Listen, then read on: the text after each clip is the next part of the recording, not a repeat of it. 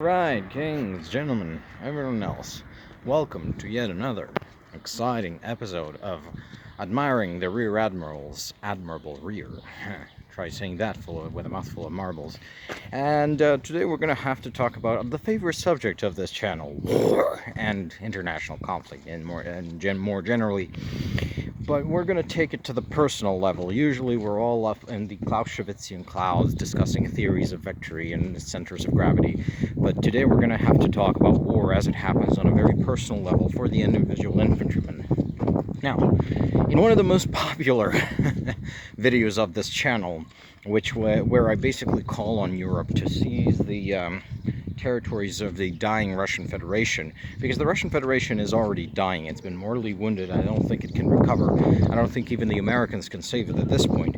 And Europe needs a vision to do something to do with all that territory and resources. So, why not seize it and start realizing our own destiny? But one of the very unpleasant people who support Russia actually had the gall to tell me that I personally would not be seizing anything, because apparently I'm fat and I'm unfit and I'm not a soldier. Well, I'm not going to deny that I'm not a soldier, or that I'm not somewhat overweight. But the fact of the matter is that this is what soldiers look like. See, this video, I'm recording this because the popular image of what a soldier is has been completely fucked, completely rotted out by films like Rambo or video games like the Modern Warfare series of Call of Duty. And that would be bad enough, but in actuality, expert opinion has been completely rotted out as well by more than 20 years of the global war on terror. See, the problem is that people started thinking that, oh, actually in the 90s, yeah, we're not going to have any more conflict. You had that infamous thing where people are saying, okay, all the big wars are done now, or all that's left to do is mop-up operations. And then you had the September 11th attacks, and then people were suddenly thrown into this realization, hold on, conflict is not done with. Human conflict is going to be with us. But then, because of just the underwhelming nature of the enemy, global Islamic terrorism, Al-Qaeda, ISIS, Saddam Hussein, they just all turned out to be much weaker than anyone anticipated. It turns out that the Western nations could check this global adversary with a relatively small fraction of their own power, and primarily with special forces. So special forces go and infiltrate compounds, kill terrorists, capture terrorists, secure vital intelligence, capture Saddam Hussein, kill Abu Bakr al-Baghdadi, like the raid that killed the leader of ISIS, al-Baghdadi. That was special forces. The SEAL Team 6 raid to kill Osama bin Laden. And everyone just sort of fell into this complacency that actually, no, yeah, we're not going to have big wars like we had in the past. We are just going to be having all these small brushfire wars, and it's going to be special forces that's going to handle that.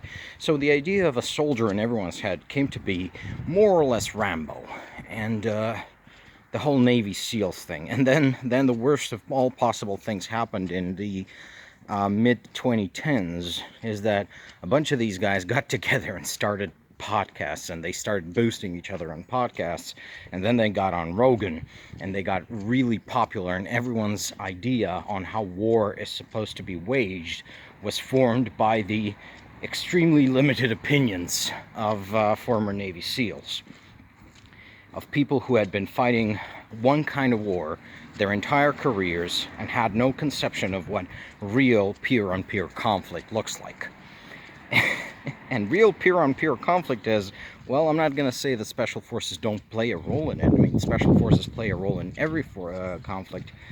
But let's just say they decrease in importance relative to infantry, artillery, air power, armored units, motorized infantry, mechanized infantry, all the arms of the armed forces. Every kind of weapon is in play here, and the key difference between them and special forces is mass. You know, you got to have massed infantry, you got to have massed artillery, you got to have massed armored units, and you just cannot get that sort of mass with basically Call of Duty Navy SEAL Rambo dudes.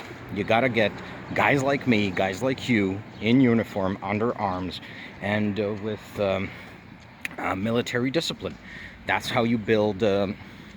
That's how you build an army. You know, you get butchers, bakers, candlestick makers, even YouTube content creators. You put them in uniform, put them under arms, put them in a trench or a tank or behind the controls of an airplane or firing big fucking guns. That's how you build an army. That's a real army, as opposed to just special forces guys. And another thing that, like I said, Rambo and Call of Duty have all sort of fooled us into believing, is that special forces operators are super soldiers. They're not super soldiers. They are exactly what it says, special forces operators. These are special kinds of soldiers who are allowed to think outside the box, who are encouraged to find creative solutions to newly emerging problems. But beyond that, you know, they are not very useful, for example, as line infantry, because the problems of line infantry have long been solved, and what's expected of a line infantryman is to simply implement orders, right? You're not supposed to be very creative as a low-level soldier, or even as a low-level officer. And of course, we have experience, for example, in the Italian campaign of the Second World War in '43, U.S. Army Rangers and British commandos were pushed into frontline battle as line infantry, and of course they were completely shredded by the German and Italian resistance because, well, you know, these guys are special operations forces. They're not super soldiers. That's the difference.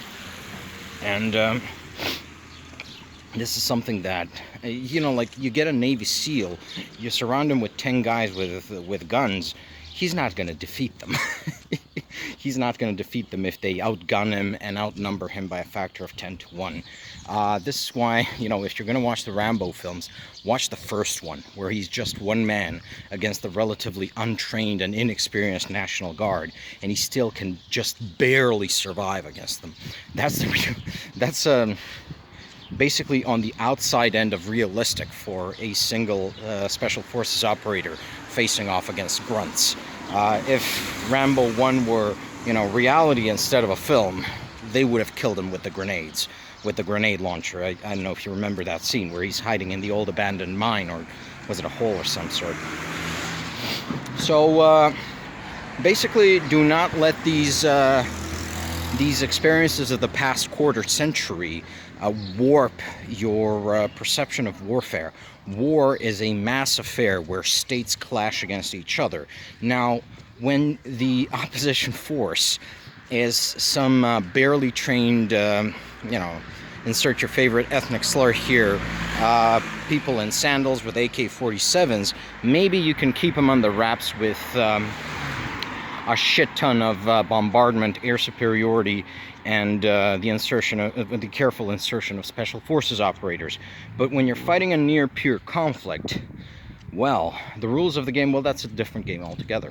You know, it's the difference between fighting, you know, your favorite street urchin or a professional heavyweight boxer. If you are yourself a heavyweight boxer, suddenly the fight is a little bit more equal, which is, I suspect, why a lot of these special forces dudes, or whatever the fuck, they're both huge Trump supporters and they're huge Russia supporters. They really hate Ukraine and everything, among other things, because their way of war is being demonstrated as a very specific case and not, as they claim, a general rule, a general manual on how to wage war at all places and all times. No. What you operated in was a very specific set of historical circumstances which are unlikely to be replicated again, are definitely not replicated in Ukraine, which is a peer-on-peer, state-on-state conflict and requires mass, both in deployment and fires and you know, all of these cool things. And suddenly the primacy of logistics, intelligence, planning, all that nerd shit comes into play because You know, the sinews of war, infinite money. The sinews of war. War is more a matter of money than weapons. Now, money here is used poetically to signify all logistical procurement, training, recruitment, intelligence activity. But yeah, it's the nerd shit that wins wars, real wars. And it's the nerd shit that ultimately won battles during the global war on terror era. And not all your push-ups and all your Rambo shit, I would say. So to answer that troll's question, now that he's going to be able to see it, because I block all trolls from this channel, what am I going to do if there's a war?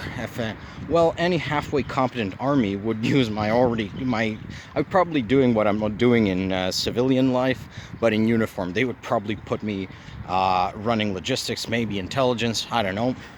But, you know, just for a lark, I looked up Ukrainian infantry fitness standards. So even I, as a relatively out of shape, overweight, mid-30s man, I can meet those standards. I can meet the physical standards for infantry.